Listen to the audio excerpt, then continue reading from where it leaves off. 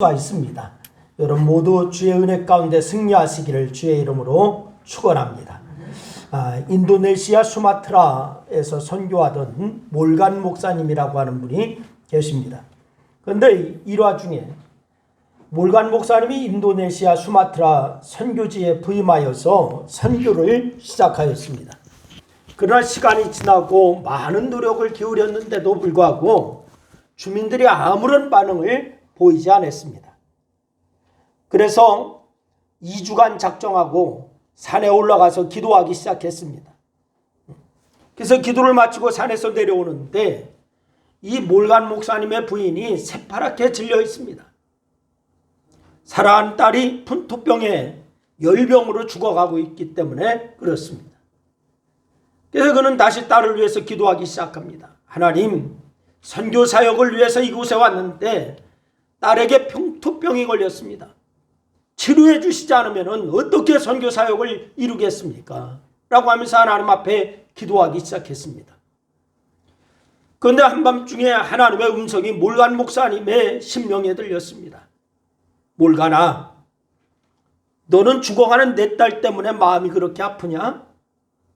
근데 병들어 먹지 못해 죄로 죽어가는 전 세계의 인류를 바라보는 아버지로서의 내 마음이 얼마나 아프겠냐. 이런 하나님의 음성이 들려왔습니다. 그래서 몰간 목사님은 이 이야기를 듣고서 깜짝 놀랐어요. 그래서 그는 즉시 부인을 불러서 이 사실을 이야기하고 자기가 아는 그런 모든 민족을 놓고 하나님 앞에 간절히 기도하기 시작했습니다. 얼마나 열심히 기도했는지 기도하다 보니까 날이 밝았어요. 그 순간 딸의 병이 생각났고 황급히 딸의 침상으로 달려갔습니다. 가서 보니까 딸에게 있었던 열병이 사라져 버렸습니다. 할렐루야. 그래서 딸이 깊이 잠들어 있어요. 그들은 이제 꿇어 엎드려서 하나님께 감사 기도를 드렸다라고 이런 일화가 몰간 목사님의 설교사에 기록되어 있습니다. 그럼 마태복음 6장 33절 말씀에 보면은 우리가 잘 아는 말씀이 있습니다. 그런즉 너희는 먼저 그의 나라와 그의 의를 구하라. 할렐루야. 여러분, 먼저 하나님과 하나님의 뜻을 생각하며 기도하고 행동하라고 하는 말씀입니다. 그런데 사실 우리가 신앙생활을 오래 해도 정말 하나님의 뜻이 무엇인지, 하나님이 원하시는 것이 무엇인지 모를 때가 많습니다. 우리가 하나님의 뜻 얘기하지만은 우리가 신앙생활을 오래 해도 하나님의 뜻을 모를 때가 많고 하나님이 원하시는 것이 무엇인가 잘 모를 때가 얼마나 많습니까? 그래서 우리의 판단과 생각대로 생각하죠. 아마 하나님은 이런 것을 원하실 거야. 아마 하나님은 이런 것을 선하게 여기실 거야. 우리 스스로 생각합니다. 이스라엘 사람들도 마찬가지였습니다.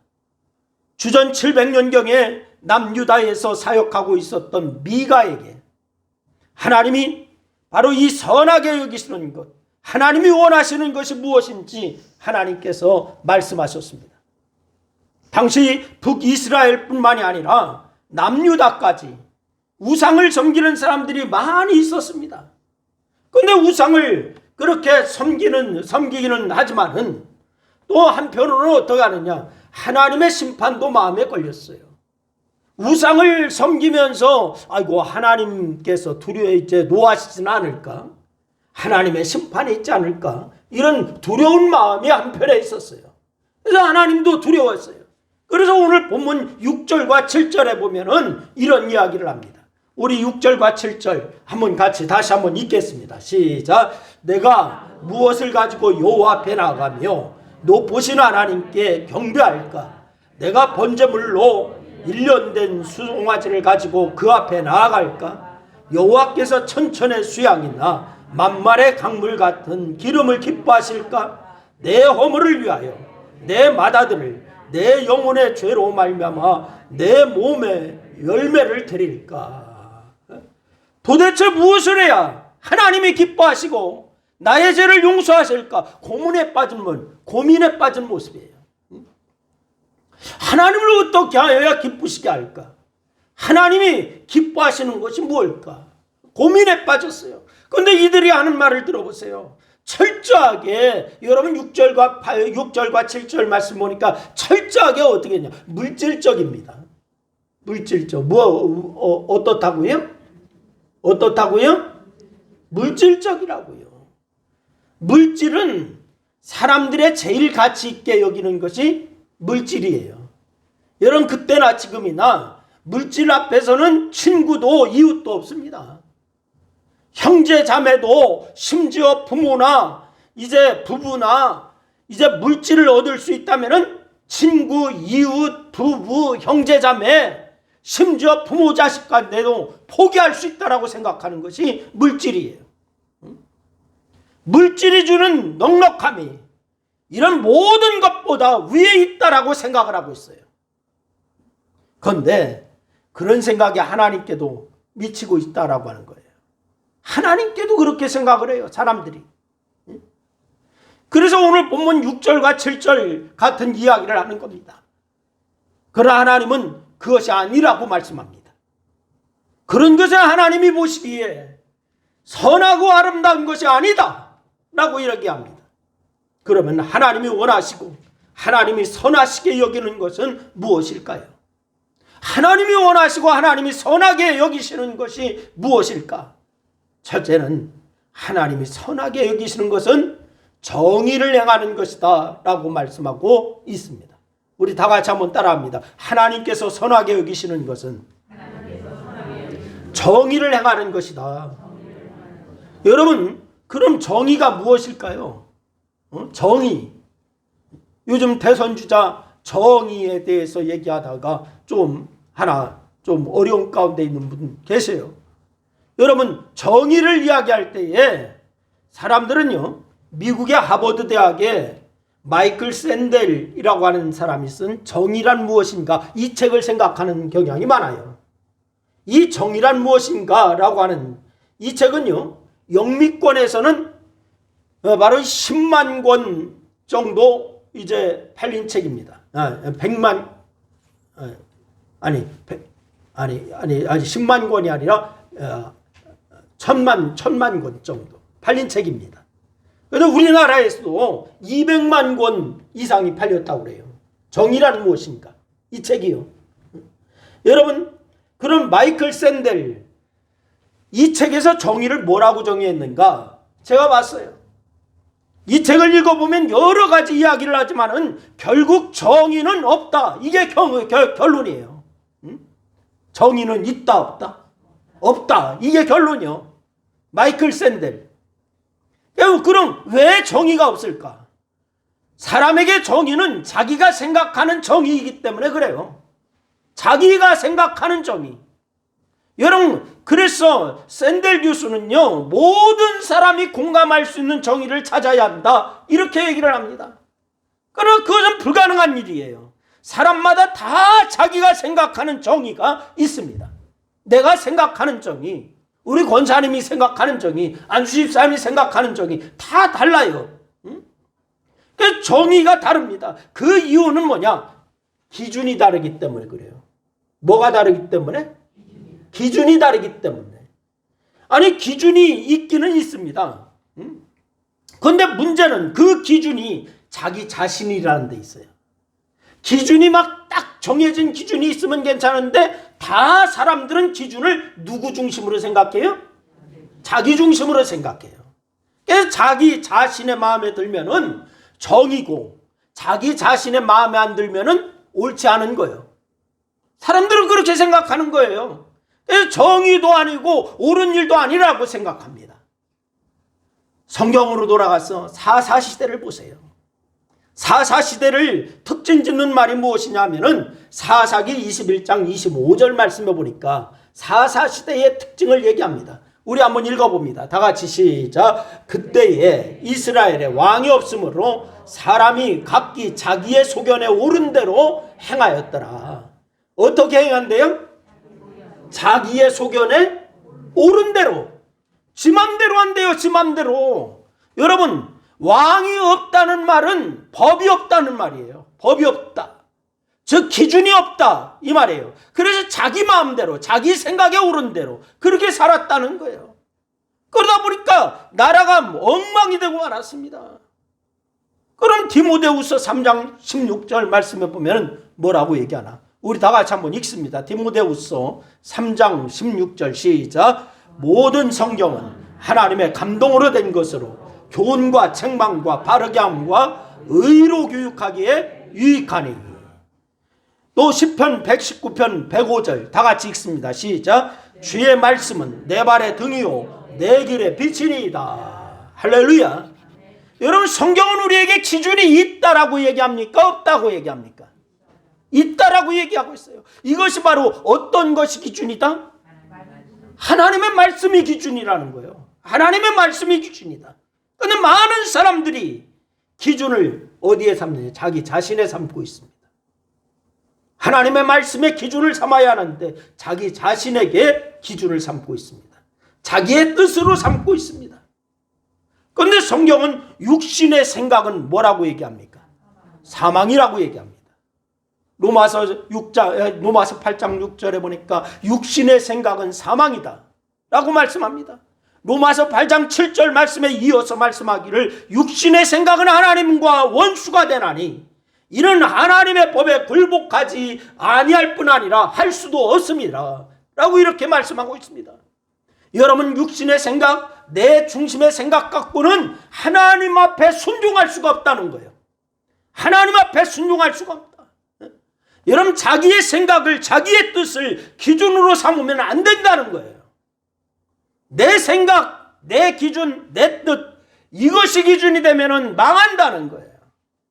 그런데 사사시대처럼 사람들은 그렇게 생각하고 그렇게 살아가고 있습니다. 오늘날 우리는 아닌 것처럼 생각할지 모르지만 우리도 그렇게 살아가고 있어요. 심지어 성경을 공부했다고 말하는 신학자들이요, 성경을 배웠다고 하는 교역자들이, 성경과 정반대의 이야기를 하는 사람들이 얼마나 많은지 몰라요. 그래서 요즘 문제되는 차별금지법 막 앞장서서 찬송하는 사람도 나와요. 성경을 공부했다고 하는 사람이. 차별 없는 세상을 만들자는데 누가 반대하겠습니까? 차별 없는 것은 좋은 거요, 나쁜 거요? 좋은 거죠. 차별 없는 것은 좋은 거죠. 그런데 차별금지법을 왜 반대하느냐? 그 안에 동성애자를 차별하면은 안 되고 그런 차별하는 사람은 벌하겠다라고 하는 독소조항이 있기 때문에 그런 거예요. 동성애자 뭐 다른 거 뭐 이렇게 전도하고 자기의 종교가 옳다 주자이자 전도하고 안 된다는 거예요. 그러면은 이게 통과되면은 전도하는 것도 법에 저촉되는 거예요. 그래서 독소조항이 있기 때문에 반대하는 거예요. 동성애자들도 다 옳다라고 인정을 하라는 거예요. 이런 것 때문에 반대하는 거죠. 어떤 분들은 동성애법을 적극적으로 찬성합니다. 동성애 모임에 가서 축복 기도를 합니다. 목사님들이요. 왜 그럴까요? 성경을 보는데 결국 자기의 생각을 가지고 보기 때문에 그런 거예요. 내 생각을 내려놓고 하나님의 말씀이 무엇인가 이걸 기준으로 봐야 되는 줄로 믿으시기를 바랍니다. 여러분, 그러니까 결국 누가 위냐? 하나님이 위냐? 내가 위냐? 자기가 위에 올라가 있는 거예요. 자기가 위에요. 자기의 생각이 위입니다. 여러분, 무엇이 정이고 무엇이 옳은 일입니까? 하나님의 말씀이 정이고 하나님의 말씀이 옳은 겁니다. 할렐루야. 다 같이 한번 따라합니다. 하나님의 말씀이 정이고 하나님의 말씀이 옳은 것이다. 여러분, 이 믿음이 우리 믿음의 선진들의 믿음이고 우리 믿음의 선진들이 목숨을 걸고 지켜왔던 거예요. 이 믿음 위에 교회는 서 있는 것이고 우리 한국교회도 이제 우리 교회도 이 믿음 위에 서야 될 줄로 믿으시기를 바랍니다. 그래, 우리도 하나님의 선하게 여기시는 것이 정의라고 하는 정의를 행하는 것이고 하나님의 말씀대로 올바로 사는 것임을 여러분 알 수 있기를 주의 이름으로 축원합니다. 그런데 그 정의의 기준, 올바로 사는 기준, 사람의 말이 아니고 그 누구의 말도 아닌 오직 성경 66권 하나님의 말씀입니다.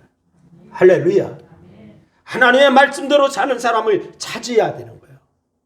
말씀대로 사는 사람을 선하게 여기시기를 주의 이름으로 축원합니다. 두 번째는 인자를 사랑하는 겁니다. 하나님께서 선하게 여기시는 것이 뭐냐? 인자를 사랑하는 거예요. 여러분, 오늘 본문 8절 말씀에 보면은 하나님이 선한 것이 무엇인지를 이미 보여주셨다라고 이렇게 말씀하고 있습니다. 선한 게 뭐냐? 이미 보여주셨대요. 하나님의 말씀을 기준으로 삼고 살아가는 것, 이게 정의롭게 사는 것이고 옳게 사는 것임을 이미 보여주셨다, 이렇게 말씀하고 있습니다. 그리고 또 보여주신 것이 있는데 뭐냐? 하나님이 선하게 여기시는 것은 인자를 사랑하는 것이다. 뭐를 사랑하는 것이다? 인자를 사랑하는 것이다. 여러분, 구약 성경에서 인자라고 하는 말이 나오는데 히브리어로 뭐라고 하냐? 헤세드입니다. 여러분 많이 들어보셨죠? 헤세드라고 하는 말은 많이 들어보셨죠? 이게 인자라고 하는 말이에요. 이 말은 하나님의 절대적인 사랑으로 큰 사랑이자 바로 능동적인 사랑을 그렇게 뜻하는 거. 이게 바로 헤세드예요. 그래서 누가복음 15장 말씀에 보면은 여러분이 잘 아는 말씀이 나와요. 집 나간 아들을 생각한 아버지의 사랑. 이게 누가복음 15장 말씀에 나오고 있습니다. 그러니 인자를 사랑한다라고 하는 말은 아버지가 아들을 사랑하는 것 같이 우리도 그렇게 사랑하며 살라라고 하는 거예요. 다 같이 아버지께서 아들을 사랑함 같이 우리도 그렇게 살아야 된다. 여러분, 누가복음 15장에 집을 나간 아들을 사랑하는 아버지를 보면은 정말 배려하며 사랑하지 않아요? 바로 동구 밖에 나가서 집 나간 아들이 오늘이 나올까 내일이 나올까 항상 기다립니다. 그러면서 돌아오니까 먼 발치에 있는데 아들이 온다고 하는 것을 알고서 뛰어가서 입 맞추고 끌어안고 살진 송아지를 잡고 목욕을 시키고 바로 금가락지를 끼우고 잔치를 배설했어요. 때로 우리는 사랑이라고 하는 이름으로 이런 잔인해질 수 있어요. 아주 여러 해 전에 네덜란드에서 한 남자가 한 여자를 살해해서 그 인육을 먹는 끔찍한 사건이 있었어요. 사람의 그런 살을 먹었어요. 근데 그 사람이 경찰에 잡혀서 뭐라고 한지 아십니까? 사랑해서, 너무나 사랑해서 먹었다는 거예요. 한 여자를 사랑했는데 바로 살해를 해서 인육을 먹으면서. 왜 그랬느냐? 경찰에서 신문을 하니까 너무나 사랑해서 그 여자의 살을 먹었다, 이렇게 얘기했어요. 잘못된 사랑을 한 거예요. 그러나 누가복음 15장의 아버지를 보세요. 아들이 유산을 달라고 할 때 내어줍니다. 그리고 그 아들이 집을 나가자 매일 기다려요. 동구 밖에 나가서 바로 이제 나올까 저제 나올까 기다립니다. 아버지가 살아계시는데 유산을 달라는 둘째 아들이 서운하고 섭섭했겠지만, 그리고 그 유산을 다 팔아가지고서 먼 나라로 가버린 아들이 서운하고 섭섭할 텐데도, 그런데도 대문을 열어놓고 기다리기 시작합니다. 그리고서는 거짓골이 되어서 돌아오는 아들을 반가이 반겨줘요. 정말 아들을 사랑하기에 조심스럽게 배려하며 사랑하는 거예요. 하나님의 마음으로 행동하고 사랑하는 모습, 이것이 바로 이 아버지의 모습이에요. 얼마나 많은 경우에 사랑이라고 하는 이름으로 무례하게 행하는지 몰라요. 여러분, 사랑이라고 하는 이름으로 하나님께 무례할 때가 얼마나 많은지 몰라요. 우리도 하나님은 사랑의 하나님 사랑합니다 라고 하면서 우리가 하나님 앞에 얼마나 무례가 행하는지, 하나님이 신명기 5장 11절 말씀해 보니까 하나님의 이름도 함부로 부르지 말라라고 말씀하셨어요. 우리 한번 읽어봅니다. 신명기 5장 11절 말씀 다 같이 한번 읽습니다. 시작. 너는 내 하나님 여호와의 이름을 망령되이 일컫지 말라. 나 여호와는 내 이름을 망령되이 일컫는 자를 죄 없는 줄로 인정하지 아니하리라. 할렐루야. 그런데 하나님 앞에 얼마나 무례합니까? 또 다른 사람에게 얼마나 또 무례합니까? 나보다 사회적 지위가 낮다라고 하고 돈이 없다라고 얼마나 무례합니까? 우리가 그런 사람 아니에요? 그러나 하나님은 우리에게 하나님의 마음으로 사랑하라라고 말씀하고 있어요. 무슨 마음으로 사랑하라? 하나님의 마음으로 사랑하라. 하나님의 마음으로 사랑하는 거, 사랑을 받을 대상을 배려하는 마음입니다. 여러분, 주님께서 우리를 사랑하시면서 공치사하거나 잘난 체 하십니까? 주님께서 여러분을 사랑하시면서 내가 너 이렇게 사랑했어 하면서 막 잘난 체 하십니까? 아니에요. 주님은 그렇게 하시지 않으셨어요. 우리를 먼저 생각하셨고, 우리를 먼저 기억하셨고, 우리를 먼저 배려하셨어요. 이게 주님의 사랑이신 줄로 믿으시기를 바랍니다. 다만 우리 주님은 내 마음을 다하고 목숨을 다하고 뜻을 다하여 하나님을 사랑하고 내 이웃을 내 자신과 같이 사랑하라. 이것을 주님은 말씀하셨어요. 그러니 우리가 할 일은 뭐 하는 거냐? 사랑하는 것인 줄로 믿으시기를 바랍니다. 다 같이 내가 할 일은 사랑하는 것이다.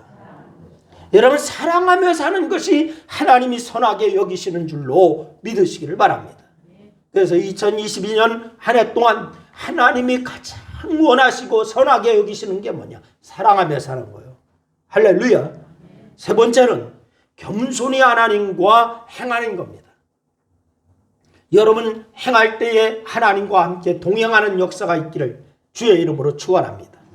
오늘 보면 8절 말씀에 보니까 하나님이 선하게 여기시는 것 중에 하나가 있는데 겸손하게 하나님과 행하는 것이다. 이렇게 말씀했어요. 겸손한 게 하나님과 행하는 것.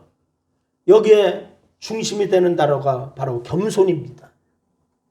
일반적으로 겸손과 연결해서 보면은 사람들은요, 대체적으로 세 가지 형태를 보이는데요. 그 하나가 뭐냐? 전혀 겸손하지 않은 태도 보이는 거예요. 이걸 뭐라고 하죠? 교만이라고 얘기합니다. 두 번째, 겸손을 떠나는 태도가 있습니다. 이것은 사실 겸손을 떠나는 게 아니라 겸손한 척 그렇게 하는 거예요. 겸손한 척 하는 거예요. 이를 세상 말로 뭐라 겸손 떤다 이렇게 얘기하죠.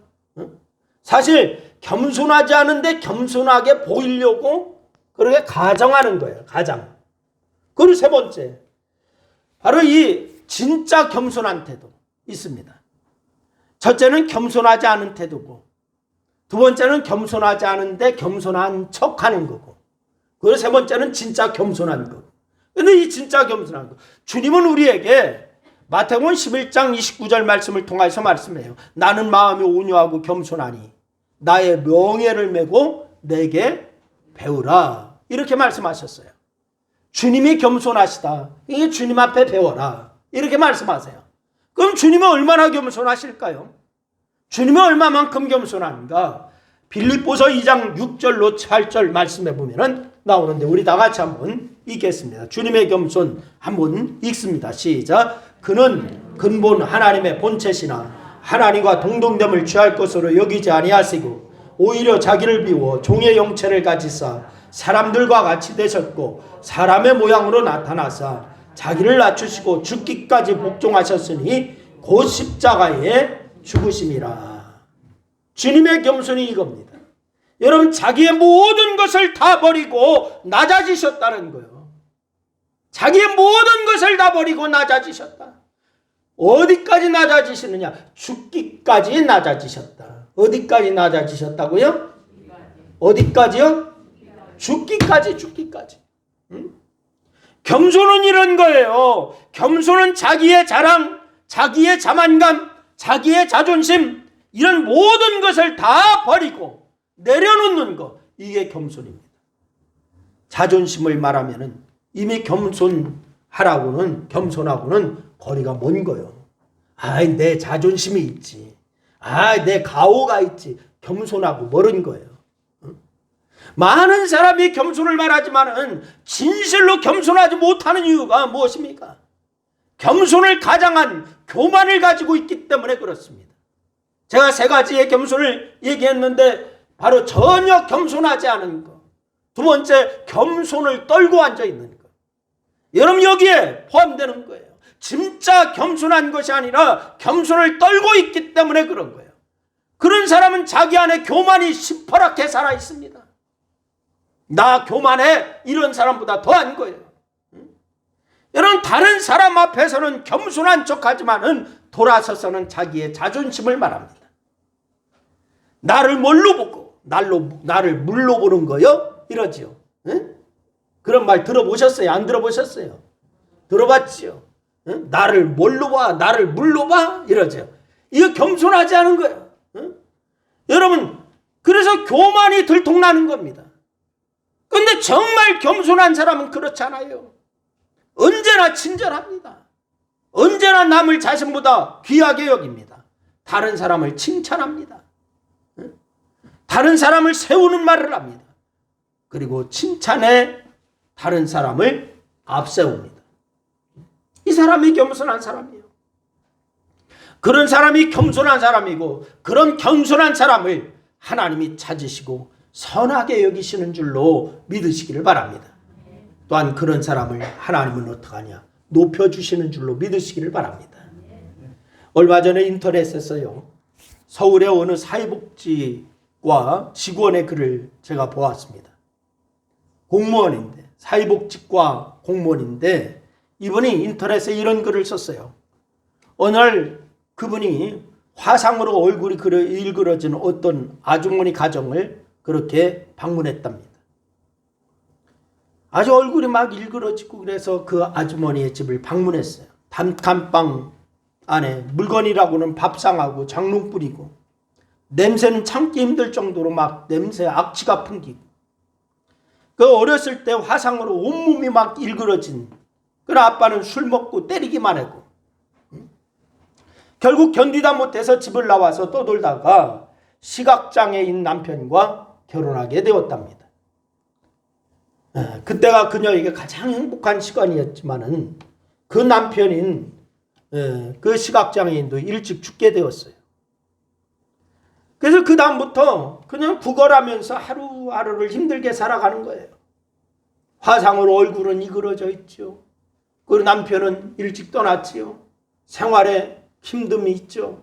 그래서 그 얘기를 쭉 듣고 나서 이 복지과 직원이 아주머니의 집안을 둘러보고서 말을 했답니다. 아주머니, 쌀은 바로 보내고 곧 보조금도 보낼 테니까 조금만 기다리세요. 이렇게 얘기했대요.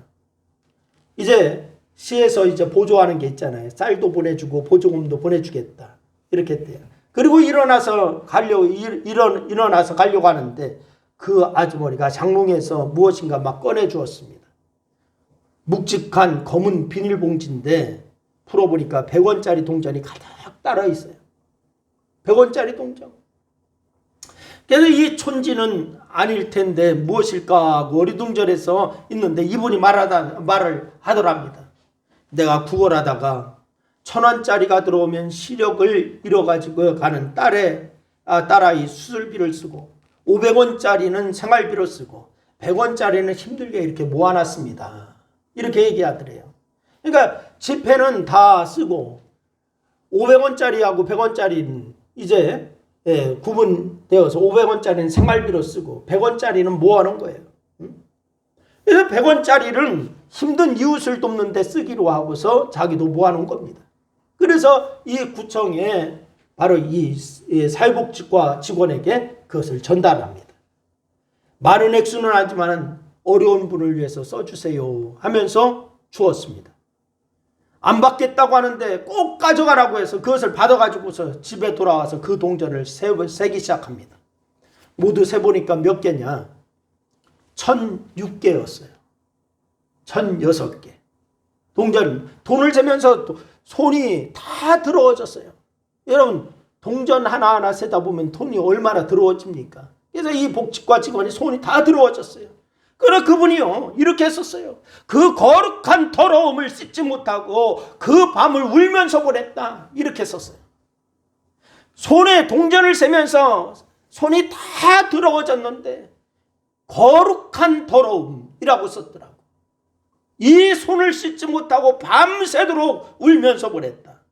아마도 자신도 힘들지만은 또 다른 어려운 사람을 생각하면서 이 마음을 하나님은 진실로 선하게 보셨을 것이다. 이렇게 썼어요.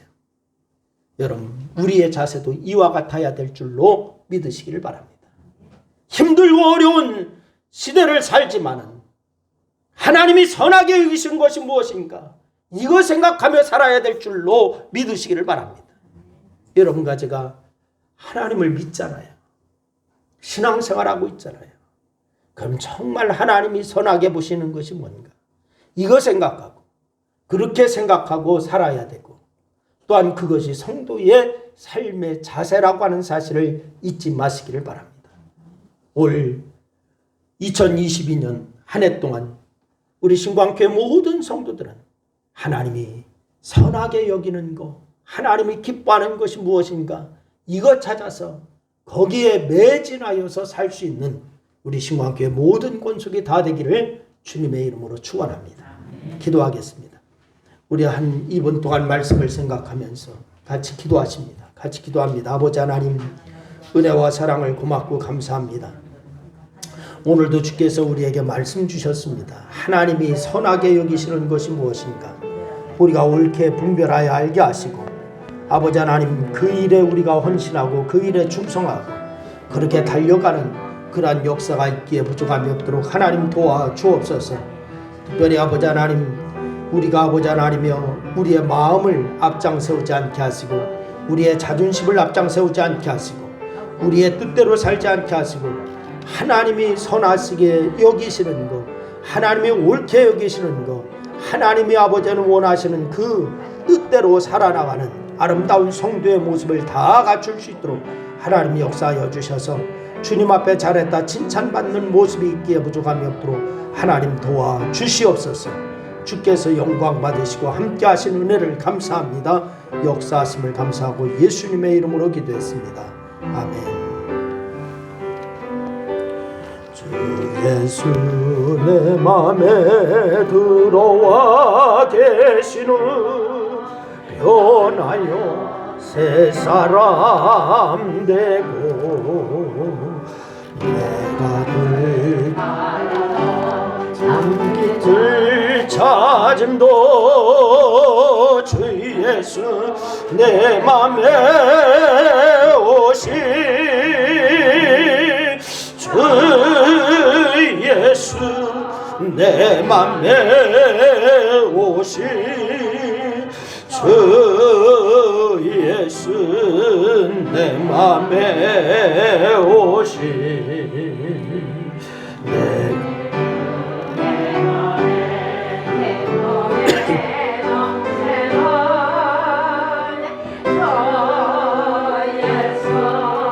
내 맘에 오시, 주 예수 내 맘에 들어와 계시는 망령된 행실을 끊고, 머리털보다도 더 많던 내 죄가 눈보다 더 이어졌네. 주 예수 내 맘에 오시, 주 예수 내 맘에 오시, 물밀던 내 맘에 기쁨이 넘치면, 주 예수 내 맘에 오시, 내 맘에 소망을 든든히 가지면, 주 예수 내 맘에 오시, 의심의 구름이 사라져 버림도 주 예수 내 맘에 오시,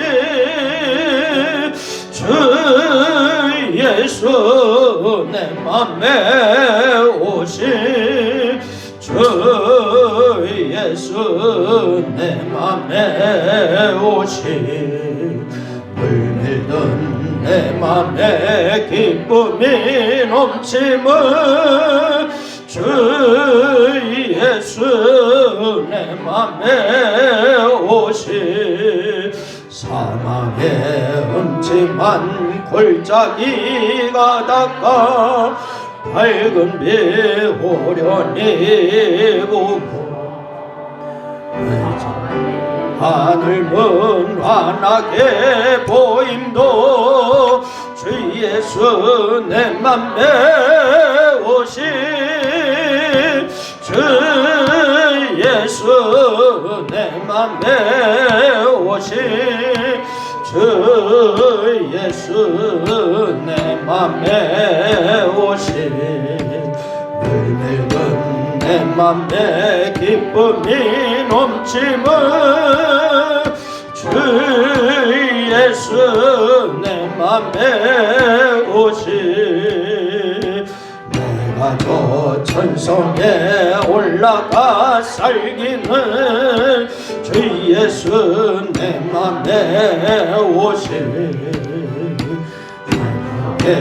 올라가 주님을 뵈리니 그 기쁨 비길 데 없네 주 예수 주 맘에 오시 주 예수 내 맘에 오심 물밀은 내 맘에 기쁨이 넘치면 주 예수 내 맘에 오시 아멘. 지금은 우리 구주 예수 그리스도의 사랑하심과 하나님 아버지의 은혜와 주의 백성의 심령 안에서 새 힘을 공급해 주시는 성령님의 역사하심이 오늘 하나님께서 선하게 여기시는 것이 무엇인가 옳게 알고 그 뜻대로 주님이 원하시는 대로 순종하여 하나님의 영광을 드러내기를 소원하는 사랑하는 성도들 무리여와 저들의 가정과 직장과 사업과 이 나라와 교회 위에 이제로부터 영원토록 함께하시기를 축원하옵나이다. 아멘.